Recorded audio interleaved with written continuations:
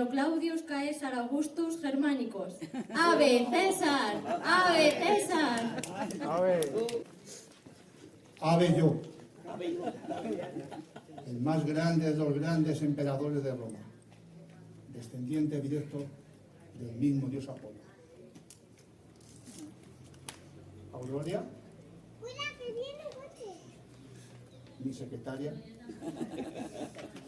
magíster, educadora de mis hijos, toma nota perfectamente porque tenemos que pasar a la historia.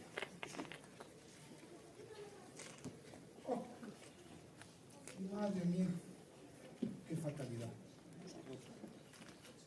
Una cuerda se ha roto. Día nefasto. Día nefasto.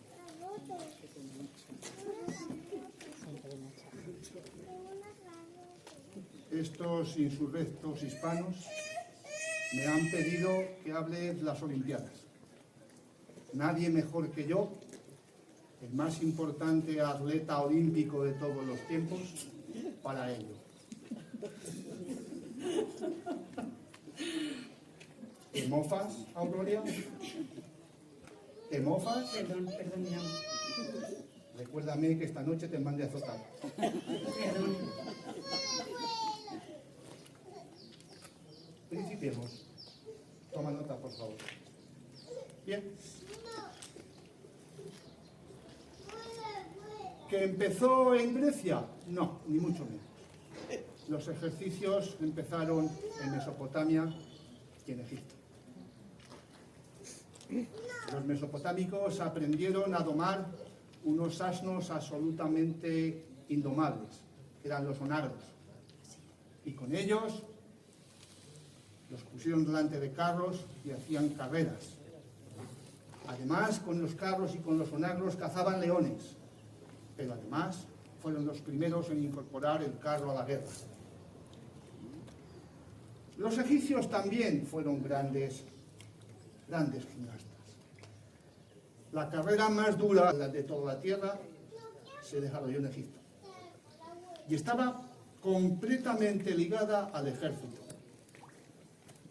La carrera consistía en recorrer 28 millas entre Memphis y el oasis de Al-Fayum, 8 horas seguidas, y no podían beber agua. Estaba prohibido, en pleno desierto. Ejercicios que hacían los egipcios, especialmente sus guerreros: tiro con arco, hacían sus competiciones, tiro con jabalina y sobre todo lucha, competiciones de lucha. Y ya, con esos antecedentes, llegamos a Grecia. Efectivamente, la cuna del olimpismo fue en Grecia. ¿Y cómo empezó el olimpismo?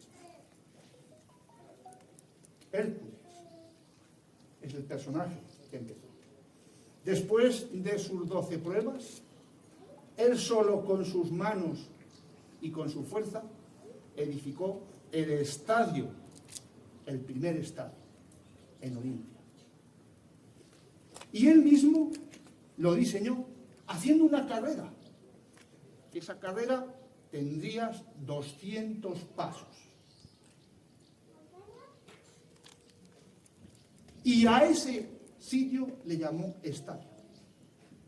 Y el estadio se convirtió en la unidad de longitud de los griegos.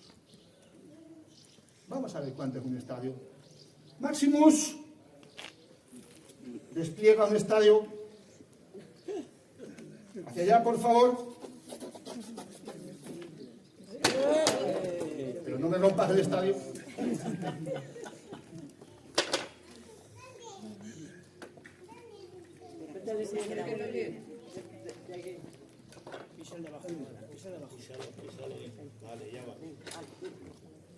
Maximus, por favor. Si eso lo desplegase hasta el final, serían 200 pasos y sería un estadio. ¿Vale, Maximus? No te esfuerces más, por favor. Recógemelo.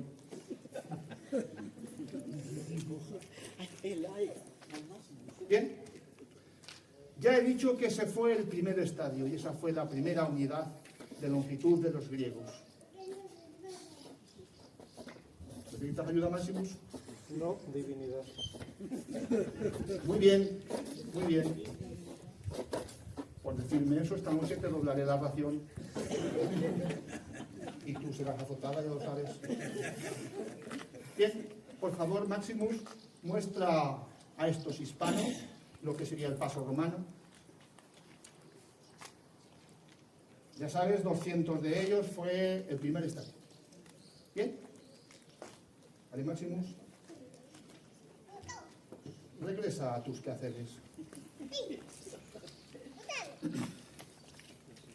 ¿Por dónde íbamos, Auroria? Del rey Atleo, majestad. ¿Perdón? Del rey Atleo. Ah, importante. ¿Quién fue la primera persona que llegó al olimpismo? El rey Atleo de Grecia. El rey Atleo de Grecia. Quiso rememorar la hazaña de Hércules recorriendo esos 200 pasos ese estadio. Y entonces convocó a una serie de personas para que hicieran ese ejercicio. A esas personas, a partir de ese momento, se les llamaría atletas. Y a la prueba del rey Atleo se llamaría atletismo. Bien. Se me ha ido esta vez, por favor, Auroria. ¿Qué se me ha ido? La tregua, la tregua. Importante. Recuérdame que te suavice el castigo para esta noche. Gracias, mi amo. Bien. Pero lo más importante del rey Atleo fue la tregua olímpica. ¿Eso qué significa? Eso significa que todas las polis griegas que estaban constantemente en luchas encarnizadas, durante un mes no podían tener ninguna actividad bélica. Su competición no tendría sangre. Sería ir al estadio y competir sin derramar sangre. A eso se conoció como la tregua olímpica. Y cada 4 años se harían las Olimpiadas, según el rey Atleo.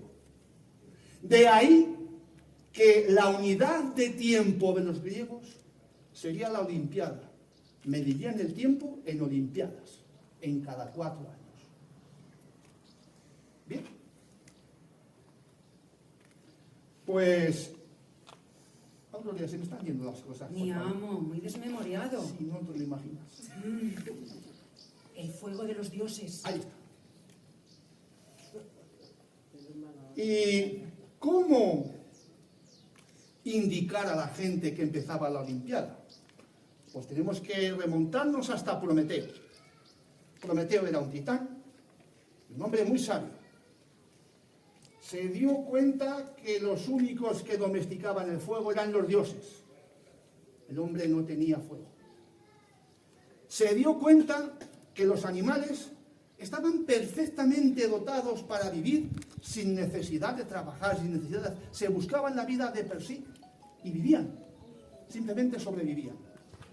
En cambio, el hombre ni tenía garras ni dientes, ni era veloz, y por supuesto tampoco era fuerte. Era un ser desvalido. Y entonces se le ocurrió subir y recoger o robar el fuego a los dioses. Porque sería el arma que le haría al hombre dueño de sí mismo y sobre todo tener confianza en sí mismo, tener autoestima. Y así lo hizo. Subió y cogió el fuego. Ya de paso, pues se pasó por la parcela de Atenea y le robó la sabiduría. Y cuando llegó a la tierra, regaló a los hombres el fuego, la energía, la industria y la sabiduría. Los dioses no lo consintieron. Y entonces le dieron a Prometeo un castigo supremo.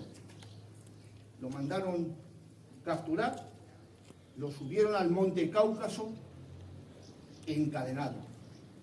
Y un águila bajaría a devorarle las entrañas. Y precisamente se comería todo el hígado. Pero ese hígado al día siguiente se regeneraría. Las heridas curarían. Y al día siguiente ese mismo águila iría a hacer lo mismo. Y así durante toda su vida. Prometeo tuvo que soportar los enormes dolores de ser devorado durante toda su vida. Y le llevó el fuego a los dioses, a los hombres, y ya nunca lo soltaron.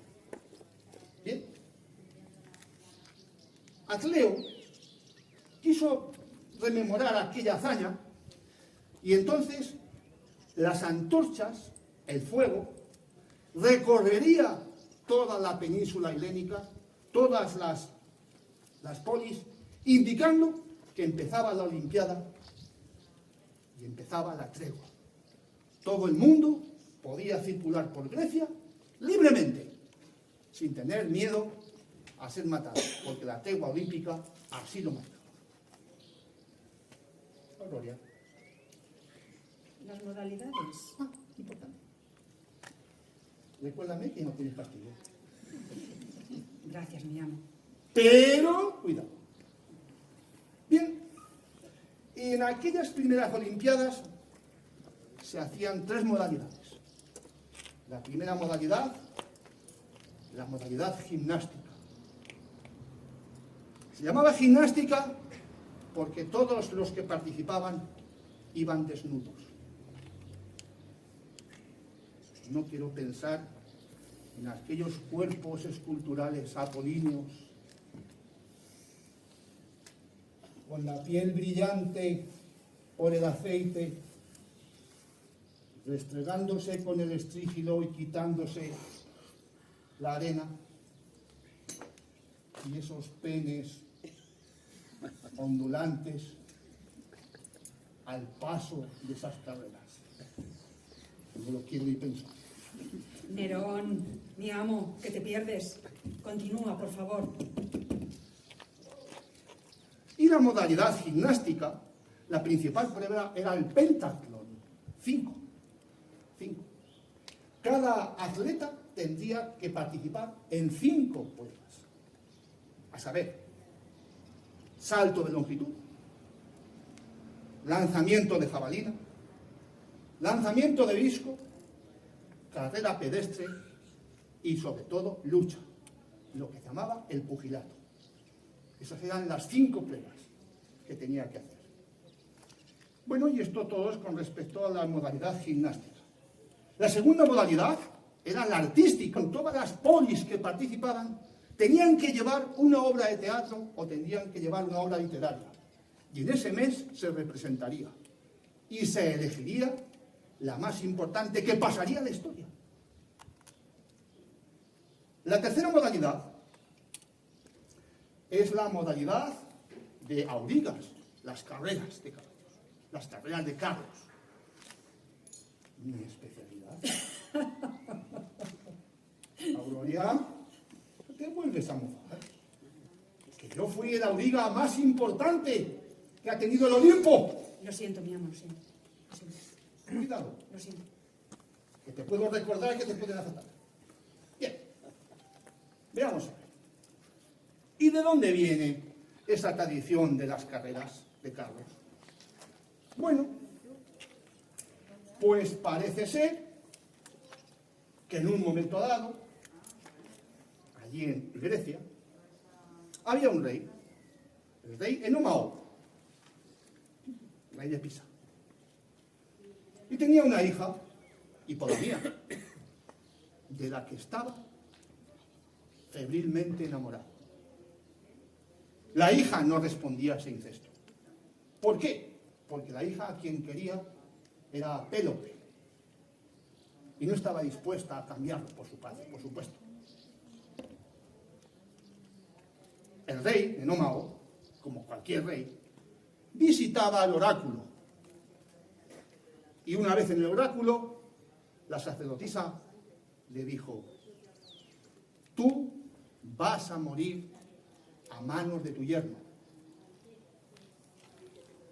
Enomao se lo tomó muy en serio. Y cuando un pretendiente quería acercarse a Hipodamía y quería acercarse a él para pedir su mano, lo retaba. ¿En qué consistía el reto? En una carrera de cuadrigas. Si ganaba el pretendiente, se quedaba con la hija, pero la profecía decía que lo iban a matar. Si perdía el pretendiente, Enómao le quitaba la vida y lo ofrecía en sacrificio al dios Zeus. Bien, 30 pretendientes llegaron a ser víctimas, porque Enómao tenía la mejor cuadra de caballos que ha existido. Algunos decían que esos caballos tenían hasta alas en las patas para poder correr mucho más. Por eso no tenía rival. Bien, Pélope lo sabía, y sabía que aquel hombre era imbatible. Pero estuvo ideando un plan, y fue muy sencillo. En primer lugar, cogería por banda a Mirtilo, que era su auriga, el auriga de Enómao, y le diría: si te dejas ganar, la mitad de mi reino te va a pertenecer. Y la primera noche de bodas la vas a pasar tú con mi esposa. Mirtilo no podía decir que no. No podía. Tendría que dejarse ganar. No obstante, Hipodamía también hizo lo suyo, quería asegurarse. Y entonces también le dijo: Mirtilo, ven aquí, tienes que hacer lo posible por perder. Y se le ocurrió un plan. A las manguetas del carro, que eran de bronce, las cambió por manguetas de cera. Bien, nadie se dio cuenta. La carrera empezó, al día siguiente, las dos cuadrigas salieron, y siempre Enómao, que estaba convencido de su triunfo, hasta se permitió parar en el templo de Zeus a hacer una ofrenda, mientras que Pélope seguía su marcha. Sabía que lo iba a adelantar. Y así fue. Llegó un momento en que ambas cuadrigas estaban a la par. Enómao sacó su lanza de bronce, dispuesto a matar a Pélope. Pero en ese momento la cera se fundió, se rompieron las ruedas, y Enómao murió arrastrado por los caballos. Mirtilo, su auriga, no, tuvo la suerte de vivir. Bien, Pélope e Hipodamía casaron. Y, claro, Mirtilo quería su recompensa y fue a pedírsela. Pero Pélope no accedió, no quiso acceder. Es más, lo cogió del cuello y dice: aquí vas a ser víctima. Aún le dio tiempo a Mirtilo a hacer una maldición, a preparar una maldición. Pélope, nunca tendrás descendientes porque morirán. Tu reino acaba contigo. Aún así, pudo decirlo, Pélope lo cogió y lo estranguló. Claro, ya no tenía que pensar en su mitad del reino, que tenía que entregar esas cosas. La boda se celebró, los años pasaron, tuvieron 3 hijos, y ese tercero sería el favorito para reinar. Los hermanos mayores acabaron con el tercero, con el favorito. Pélope reinó solo en el Peloponeso. De ahí el nombre de Peloponeso. La reina viene de Pélope. Bien. Cuando murió el favorito, Hipodamía no pudo soportarlo, se fue al monte y se colgó. Pélope se quedó solo, reinando. Dicen que incluso las siguientes generaciones también murieron. Pélope fue el último de los reyes. ¿Por dónde vamos?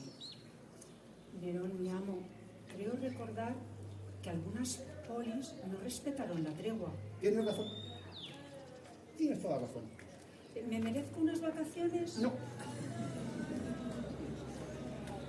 En todo caso, date por satisfecha si no te mando a azotar. Perdón, ¿has dicho las polis? Ah, sí. Ya, bien, perfecto. ¿Y todas las polis respetaron la tregua olímpica? No. Hubo 2 polis que no respetaron la tregua olímpica. Élide y Dime. Desoyeron la llamada de las antorchas y continuaron su guerra. Cuando estaban en plena olimpiada, en plena carrera, ahí Élide, la polis de Élide, ganó la batalla. Y uno de los hoplitas, uno de los guerreros, pertrechado con su atuendo de guerra, un casco, coraza, escudo, lanza y grebas, casi la mitad de su peso era atuendo. Corrió a Olimpia a anunciar la victoria de Élide. Y llegó al estadio, llegó absolutamente extenuado. Bien. Y de todo aquello que quedó, fue tan importante aquella carrera que, aparte del pentatlón, la carrera más difícil y más dura sería la carrera de hoplitas, la hoplitodromía. Todos los que participaban en ella tenían que ir pertrechados con casco, escudo y grebas. Y diréis, ¿qué son las grebas? ¿Qué son las grebas, Maximus? Me pillaste. Acuérdate que te tengo que azotar. Las grebas son espinilleras de metal. Era muy difícil correr con aquello, porque te oprimían en las 2 articulaciones, la de la rodilla y el tobillo, y aquello era imposible. Había que correr así. No todos los atletas llegaron a completar la carrera. Y muchos de ellos, cuando llegaban sangrando. Era una carrera muy dura. Pero así se instauró la hoplitodromía. Fue otra carrera más. Audoria. Las hecatombes, los sacrificios. Bien. Pero el olimpismo lo que pretendía era honrar a los dioses. Y no solamente fue Olimpia quien hacía pruebas atléticas. No, señor. 3 fueron las ciudades que hacían olimpismo. Efectivamente, Olimpia adoraba, o todo eso estaba hecho en honor al dios Zeus. Delfos, otra polis, lo hacía en honor a Apolo. Te he dicho, Auroria, que soy descendiente de Apolo. Más de una vez, mi amo. Bien. Y la tercera polis, Corinto, lo dedicaba al dios Poseidón, el dios de los mares. Bien, pero lo importante es que junto con esas pruebas, lo que se hacían eran hecatombes. ¿Eso qué es? Sacrificios de cientos de animales, toros, ovejas, incluso gallinas, y fuego sagrado. Toda la gente que iba por allí tenía el honor de ser bañado con esa sangre, porque era la forma de sacralizarse. Eso eran las hecatombes, que tenían lugar en todas las actividades olímpicas. Ahora, Alejandro Magno creo que fue un personaje muy, muy importante. hombre, no llegó a mí, no llegó, Por supuesto, mi amo. no me llegó. Pero sí, efectivamente, Alejandro Magno participó en una carrera de cuadrigas y ganó. Todo ello antes de irse a Persia a conquistarla. Bien. Pero, hablando de Persia, siempre he sabido que los persas y los griegos eran íntimos enemigos, enemigos acérrimos.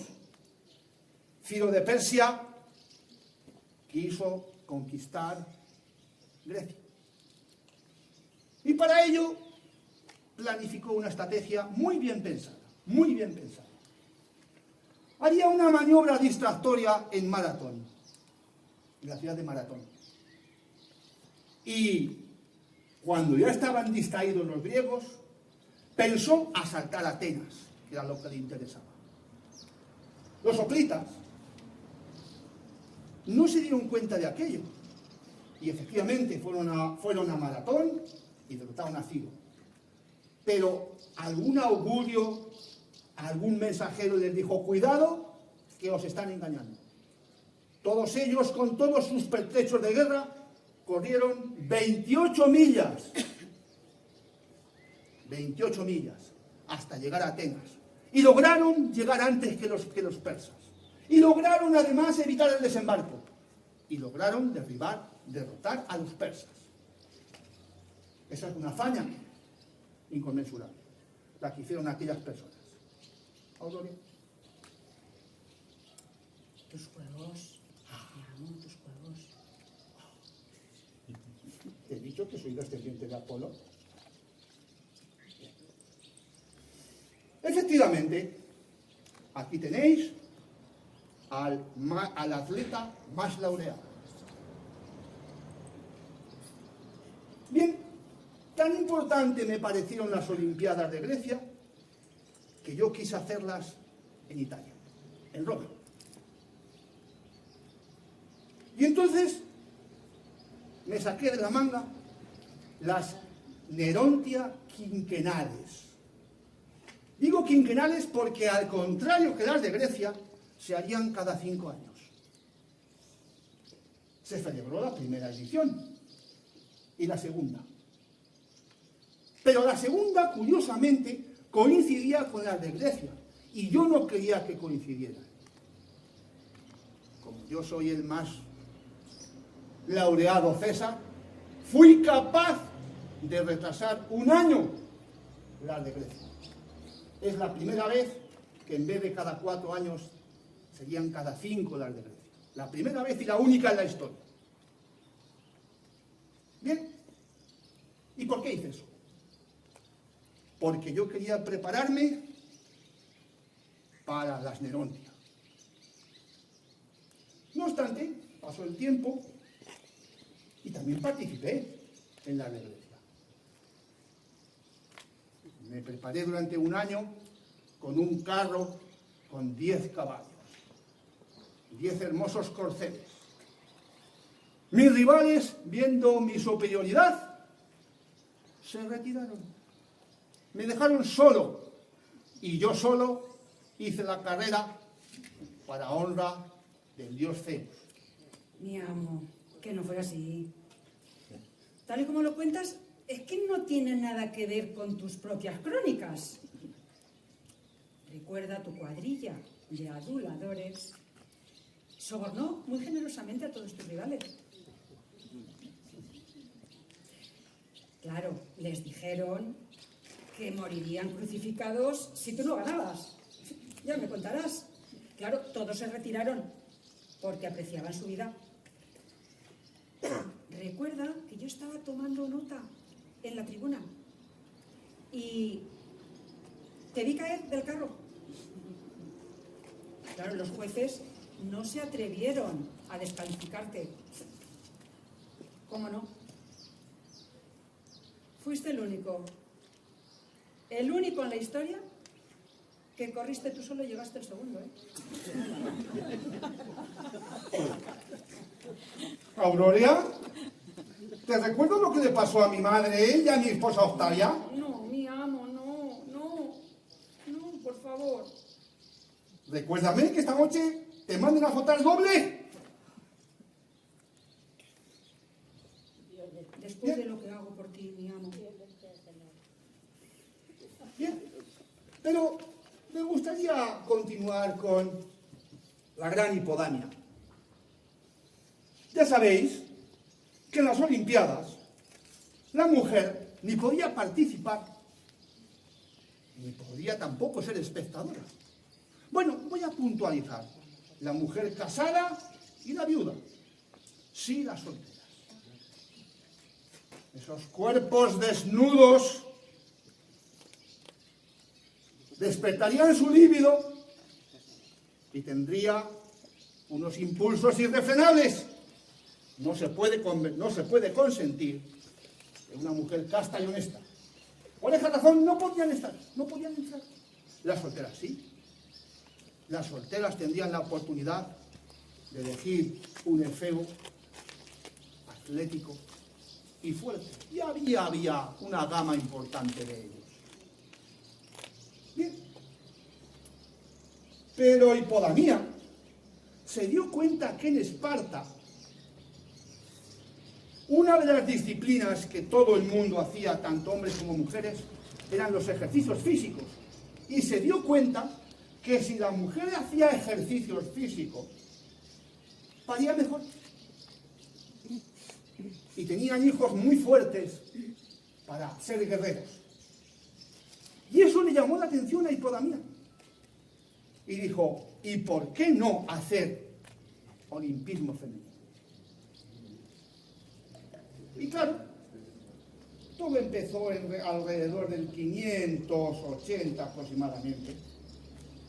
Hipodamía reunió a 16 mujeres, una de cada una de las polis. Y hicieron una carrera en el mismo estadio de Hércules y con las mismas características olímpicas.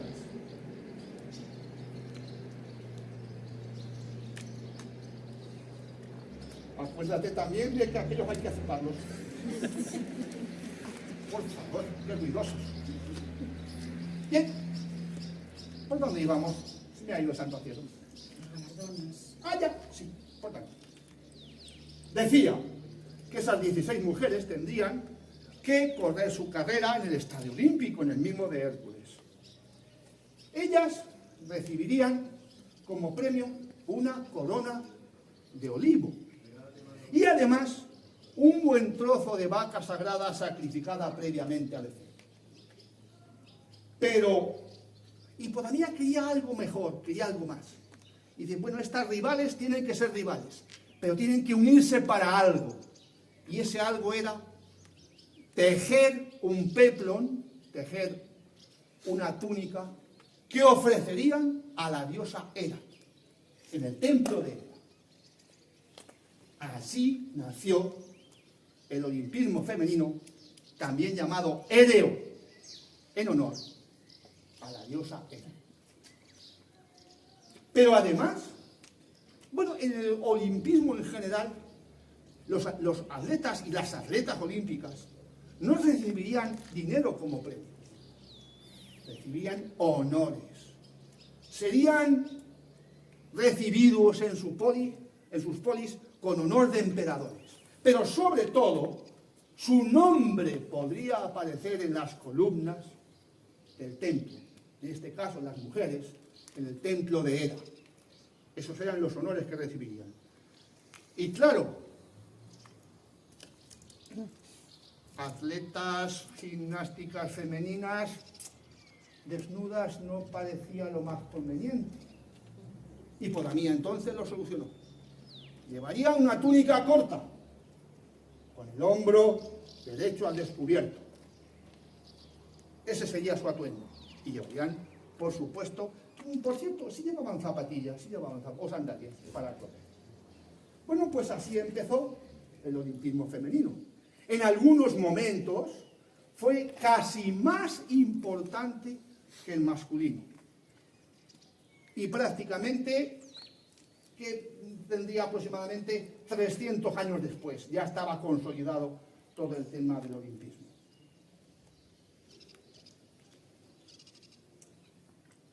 Epafrodito, pero por favor, ¿qué haces aquí?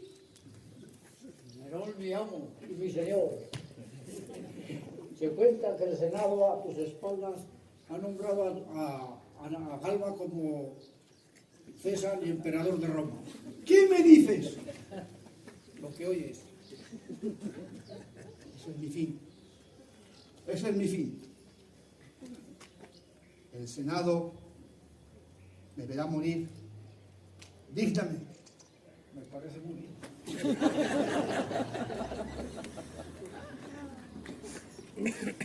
Toma este cuchillo. Vas a ver cómo muere un emperador. ¿Verdad? Mucha punta. No tengo valor. Ya le empujo yo. Pastorcito, por favor, sabes que soy muy sensible. Te empujo de espalda a espalda. No me hagas mucho daño. Al corazón. ¡Oh! ¡Qué artista se ha perdido el mundo!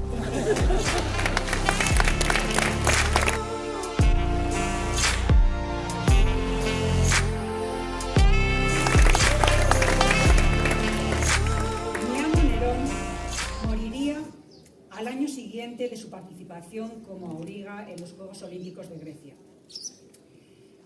Nada más elegir al emperador Galba, un correo debía llevar el mensaje hasta Clunia, aquí al lado, en el mismo corazón de Hispania.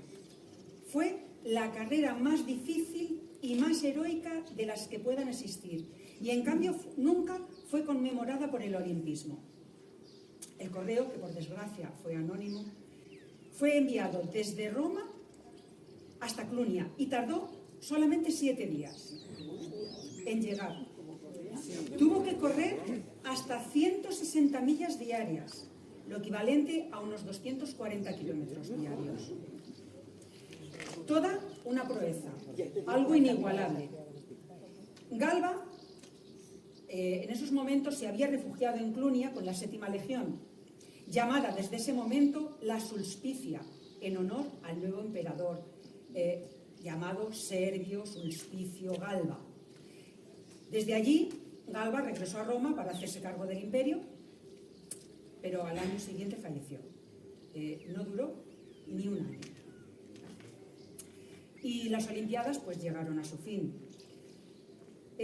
Fueron en total 291 ediciones celebradas. Incluso cuando Grecia fue provincia romana, se continuó con la tradición olímpica. Ya en la era cristiana, el emperador Teodosio, en el año 393 después de Cristo, suprimió el olimpismo para siempre. La excusa fue que se trataba de una práctica pagana totalmente incompatible con el cristianismo. Tuvieron que pasar 15 siglos para que en 1896 se retomase en Olimpia la idea de los antiguos Juegos. Y desde entonces se siguen celebrando. Como todos sabéis, cada 4 años. Pero digno de mención es el francés Pierre Frédy, el barón de Coubertin, porque hizo la fundación en 1894 del Comité Olímpico Internacional, conocida como COI. Hay algunas pruebas en las antiguas Olimpiadas y en las actuales que se consideran unas de las pruebas más duras, como por ejemplo la maratón. La maratón trata de rememorar la carrera de los hoplitas entre Maratón y Atenas. El recorrido se mantiene todavía en la actualidad con la misma distancia, que fueron un poco más de 42 kilómetros, en concreto 42.195 metros, la misma distancia que separaba Maratón de Atenas. Luego también son dignas de mencionar algunas frases que quizá han sido malentendidas. Quizá algunas de ellas les suenen. Por ejemplo, Citius, Altius, Fortius, que significaba más rápido, más alto, más fuerte. Aunque se trate de latín, nada tiene que ver con las Olimpiadas clásicas.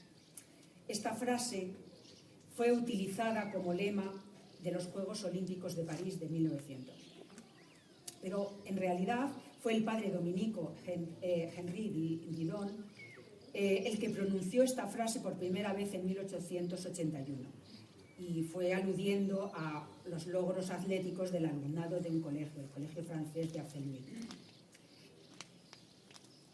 Otra frase quizá mal entendida, que esta seguro que le suena mucho más, es mens sana in corpore sano, que aunque también sea latín y aparezca como otro lema olímpico, pues no, se trata de una frase del poeta Juvenal en su libro Sátiras, y nada tiene que ver con los Juegos Olímpicos. La frase completa es orandum es ut sit mens sana in corpore sano, que en realidad significa debemos orar por una mente sana en un cuerpo sano. Por tanto, se trataba de una plegaria, era una oración a los dioses. En el siglo II a.C., 5 años después de la primera Olimpiada, esta frase fue escrita desde Roma, fue escrita en Roma y desde luego no en Grecia. Más símbolos, los anillos olímpicos, los 5 anillos, que es un símbolo muy importante en las Olimpiadas modernas. Pues ya el barón de Coubertin lo propuso como la bandera del Comité Olímpico Internacional en 1914. Representa a los 5 continentes hermanados en un espíritu olímpico. Sus 6 colores, incluido el fondo, el blanco, no son aleatorios, ya que en principio se utilizaron los mismos colores que aparecían en las banderas de los primeros países participantes en los primeros Juegos. Por ejemplo, el azul y el amarillo de Suecia, el azul y el blanco de Grecia. Luego también hay unas banderas tricolores como la de Francia, Inglaterra, Estados Unidos, Alemania, Bélgica, Italia, Hungría. Y también, por supuesto, el amarillo y el rojo de España, Brasil, Australia, el antiguo Japón y China. Espero que les haya gustado y no haya parecido un poco rollo. Muchas gracias.